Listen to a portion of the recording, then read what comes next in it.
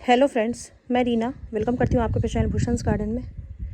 तो फ्रेंड देखिए, ये मेरा 2 मधुकामनी का प्लांट है और इसमें अभी बहुत अच्छे से भर कर फ्लावरिंग चल रही है। इसमें मैंने क्या दिया था वो मैं आपको आगे वीडियो में बताऊँगी। फ़िलहाल आप मेरा देखिए, सारे प्लांट मेरे कितने हेल्दी हैं और सभी पर अभी विंटर की धूप आराम से लग रही है और जितने भी सारे अडेनियम है वो सारे धूप में ही हैं। तो मेरे पास अभी फ़िलहाल कोई शेड नहीं है, तो मैं अपने सारे एडेनियम को इसी तरीके से रखती हूँ। और हमारे इधर मौसम भी बहुत ज़्यादा अभी ड्रॉप नहीं हुआ है, तो काफ़ी अच्छा वेदर है, इस कारण अभी ग्रोथ भी चल रही है। ग्रोथ अगर एडेनियम प्लांट में होती है तो आप कोशिश करो कि आप उसको थोड़ा खुले में रखो। और यहाँ पर भी सारे बोगनविला काफ़ी अच्छे से चल रहे हैं। यहाँ पर मैं आपको दिखाती हूँ थोड़ा पास करके। इसमें तो आपको एक भी पत्तियाँ देखने को नहीं मिलेंगी, तो मैं आपको बताऊँगी कि इसमें मैंने क्या फर्टिलाइज़र दिया था और इसे कैसे केयर करनी है। तो अभी देखिए, दिसंबर की आज 15 दिसंबर है, फिर भी हमारे इधर कितने अच्छे से सारे प्लांट चल रहे हैं। और इधर लेमन के प्लांट में भी आपको नई नई ग्रोथ देखने को मिल रही होगी। यहाँ पर भी नई नई स्प्राउटिंग चल रही है और छोटे छोटे फूल और फल भी बनना शुरू हो गए हैं, अंदर में आपको दिख रहे होंगे। तो चलिए फ्रेंड, अपने वापस से टॉपिक पर आती हूँ और मैं आपको बताती हूँ कि ये जो मेरा प्लांट है ना, इसको मैं एज अ टोपियारी डेवलप कर रही हूँ। मेरे पास मधुकामनी के 5-6 प्लांट हैं। 2 तो आपको यहाँ पर दिख रहे होंगे, तीसरा देखिए मैं यहाँ पर दिखा रही हूँ। इसकी एक बड़े पत्ते वाली प्लांट की इसकी पत्तियाँ थोड़ी बड़ी रहती हैं उसके अपेक्षा में, और इसके फ्लावर का साइज़ भी थोड़ा बड़ा रहता है, लेकिन सेम केयर और सेम सब कुछ है। तो आप चाहो तो इसे अभी भी लाकर नर्सरी से लगा सकते हो, क्योंकि इसमें अच्छी फ्लावरिंग अभी के समय में भी चल रही है।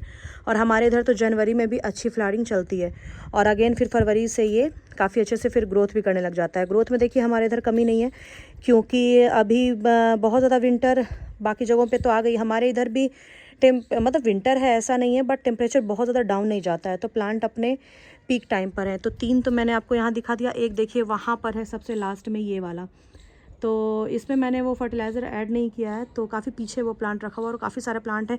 2-4 प्लांट तो मैंने अपने किसी फ्रेंड को ही गिफ्ट कर दिया, और इसकी एक छोटी सी बारीक पत्तियों वाली प्लांट आती है, वो भी मेरे पास रखा हुआ है नीचे। मैं किसी दिन आपको वो वीडियो में शेयर करूँगी।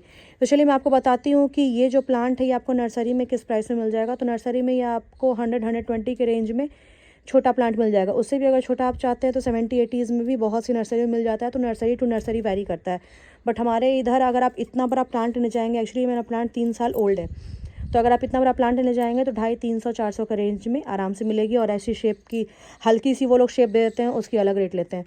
तो आपको मैं ये 2 पत्तियों में डिफरेंस बता रही हूँ। यहाँ पर देखिए आपको पूरी की पूरी पत्तियाँ ग्रीन दिख रही होंगी। मैं पास से आपको दिखाती हूँ। ये देखिए पूरी की पूरी लीफ इसकी ग्रीन है और इसमें भी फूल बहुत ज़्यादा अच्छे से आ रहे हैं। तो इसको दोनों को मैंने सेम टाइम में सेम फर्टिलाइज़र दिया था। एक और इसकी मैंने प्लांट तैयार की है, एज अ कटिंग ही लगाई थी और वो अच्छे से चल गई है। तो ये भी 2 साल हो गया कटिंग लगाए हुए। इसको मैंने ऊपर से प्रून कर दिया था थोड़ा सा कैनोपी मेंटेन करने के लिए। तो इसकी जो लीफ है ना, इसकी लीफ का इतना ग्रीन और इसकी लीफ लाइट ग्रीन होने का क्या डिफरेंस है, ये मैं आज आपको बताती हूँ। तो जब मैंने इसको फर्टिलाइज़र दिया था तो इसके साथ मैंने एक चीज़ इस प्लांट को नहीं दिया था, और वो ड्यू टू आपको दिख रहा होगा कि अगर लाइट ग्रीन की पत्तियां हो जाती हैं तो ये किस चीज़ की डिफिशियंसी से होता है। तो आप लोग अगर जानते होंगे तो आपको समझ में आ रहा होगा कि सिर्फ और सिर्फ माइक्रो न्यूट्रिएंट की कमी के कारण ही प्लांट लाइट ग्रीन या फिर लश ग्रीन नहीं बन पाता है। यहाँ पर देखिए इसकी पूरी की पूरी पत्तियाँ बिल्कुल ग्रीन हैं, और इसमें मैंने 2 फर्टिलाइज़र ऐड नहीं किया था। एक तो आपका हो गया एप्सम सॉल्ट और दूसरा हो गया आपका माइक्रो न्यूट्रिएंट। तो मैंने फर्टिलाइज़र के तौर पर इस प्लांट को सिर्फ और सिर्फ कंपोस्ट लिक्विड दिया था, और उसके साथ मैंने थोड़ी सी MOP दी थी, म्यूरेट ऑफ पोटास, जो रेड कलर की पोटास आती है, वो 2 या 3 ग्राम 12 इंच पॉट के अकॉर्डिंग दिया था, और एक बार मैंने इस पर स्प्रे कर दिया था।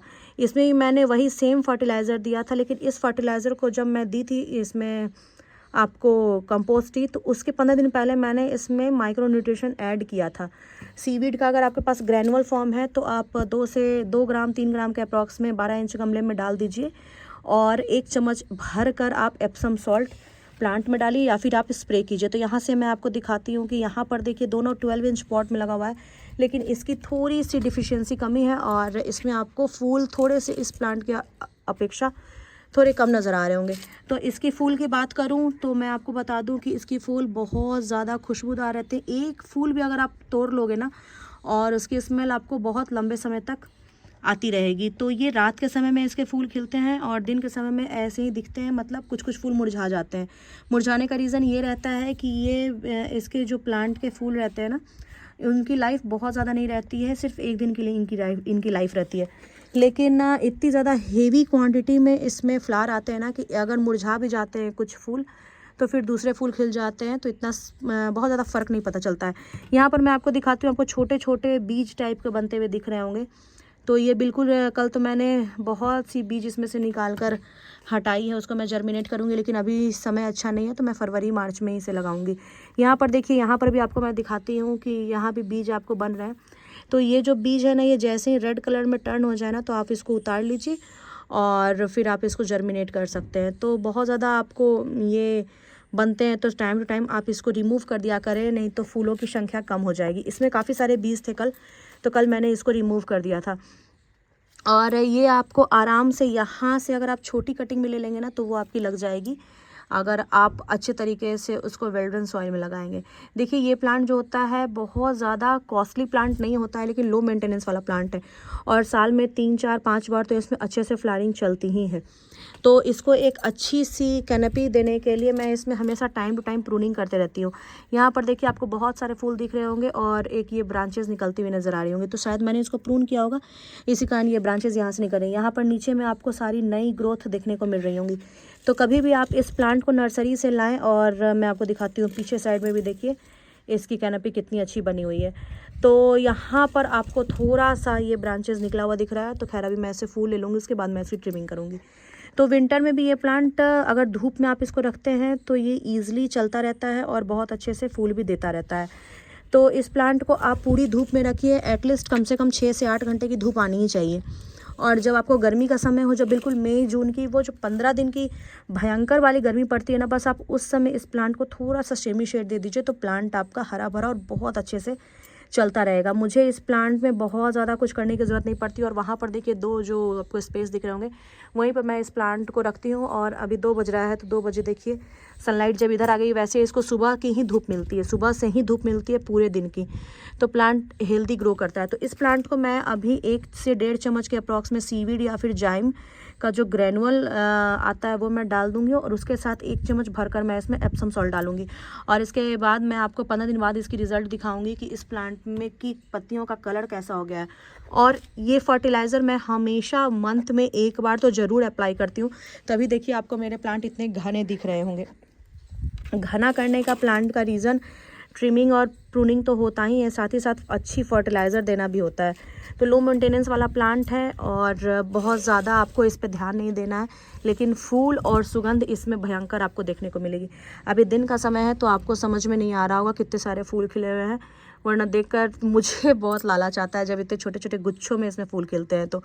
तो इस प्लांट को आप अगर लगाते हैं तो आपके टेरेस पर या फिर बालकनी में अच्छी धूप होना बहुत ज़रूरी है।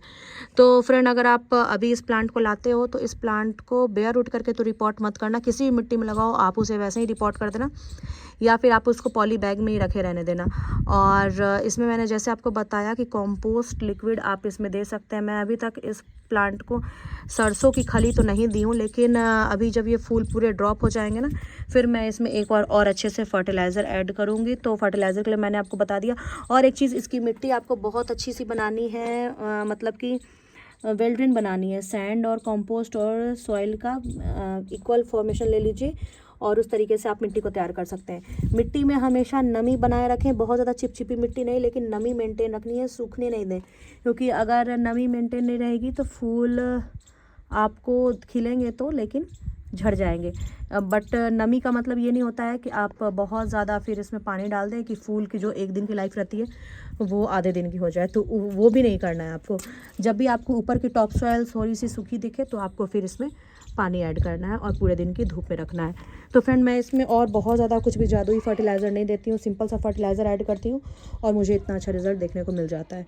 तो चलिए फ्रेंड, मेरे चैनल को सब्सक्राइब कर लीजिएगा और इसी तरीके से मेरे वीडियोस को देखने के लिए बेल आइकन को ज़रूर प्रेस कर लीजिएगा, ताकि आपको आने वाले वीडियो का नोटिफिकेशन आपके होम स्क्रीन पर दिखता रहे। Okay friend, bye, take care.